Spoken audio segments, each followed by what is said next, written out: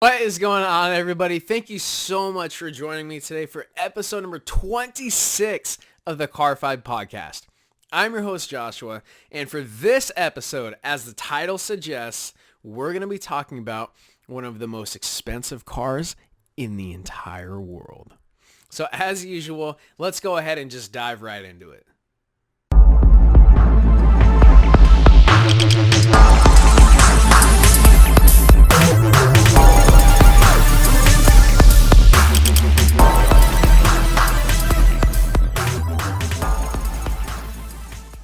So yes, just as the title suggests, it is one of the most expensive cars in the entire world ever created.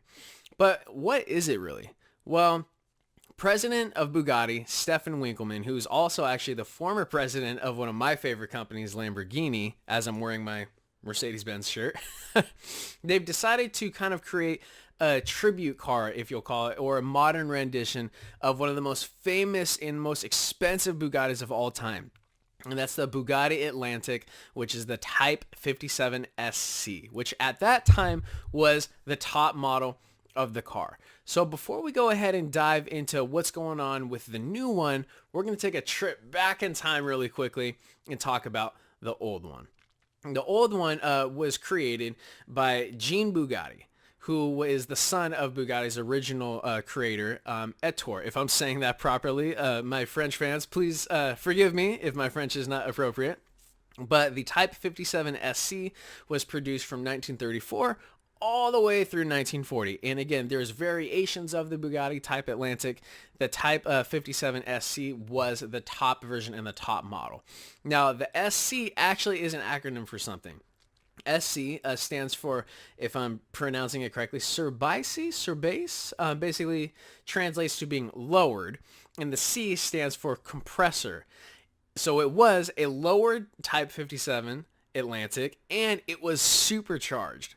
So even back then in the 30s and 40s, Bugatti was at the top of the performance game, making lowered and supercharged versions of their production cars. Pretty awesome. Also, one of the most valuable cars of all time. If you're not aware, Ralph Lauren has one, and it is valued at $40 million. Still more expensive than the current version, which is on sale, or was on sale, I should say. It was purchased for by one individual for $12.5 million. So, yeah, these are pretty serious cars. But that's a little brief history on the old one. Bouncing back to the new one, let's check out some of the similarities between the two, because you actually can't tell they do look alike a little bit. And I'm looking at the photos now, and you'll notice, like I said, some similarities between the two. The Chiron-based one, the modern version, you're going to see it's going to lose a lot of its like really aggressive curves and angles and sharp, points and whatnot. And it's going to opt for a more smooth file, more luxurious, more subtle type of design, like the Atlantic does. You're also going to notice some brand new headlights, as you can tell, that the Voiture Noire over the front wheels. It's going to have 6 exhaust pipes at the end. 6.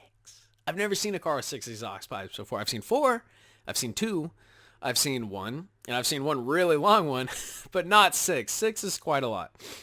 You're also going to be able to tell that the outside of the new Bugatti is going to be completely done in carbon fiber. And, outside of maybe some exterior smoother body changes, and it's being done in carbon fiber and headlights and exhaust pipes, from what I can tell, that it's pretty much it. It's just a modern rendition of the old one. I know performance-wise, it's going to be the same 8-liter W16 that's quad turbocharged. It's still going to give you 1,500 horsepower and 1,180 foot-pounds of torque, as if that's not crazy enough to say it's going to have the normal engine. It's still going to be Chiron fast, but they decided to more go of a design and style change. I mean, the exterior, you can tell it's completely different, but the interior, nobody knows.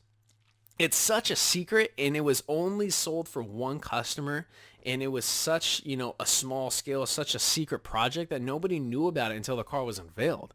So we know it's going for crazy money, we know it's going for crazy fast, and we know there's only one made.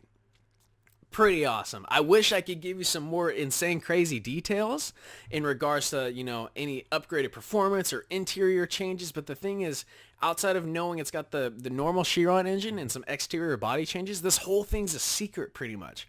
And that's why this is cool. And that's why I wanted to make, a video about this one, is that if anybody happens to have any knowledge or anything else, some more insight that I don't know about, please let me know about this car, because I'm dying. I want to know.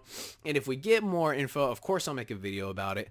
Go ahead and shoot me an email, info@car5podcast.com, or just drop some info in the comments if you happen to know something that I don't about this car.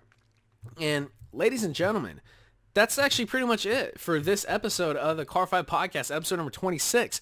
Don't forget to follow on Instagram, which is the Car 5 Podcast. Like on Facebook, which is the Car 5 Podcast. Please, please, please don't forget to subscribe to our YouTube channel, Car 5 Podcast. All the videos are on there. It's live. It's growing. It's actually doing really well.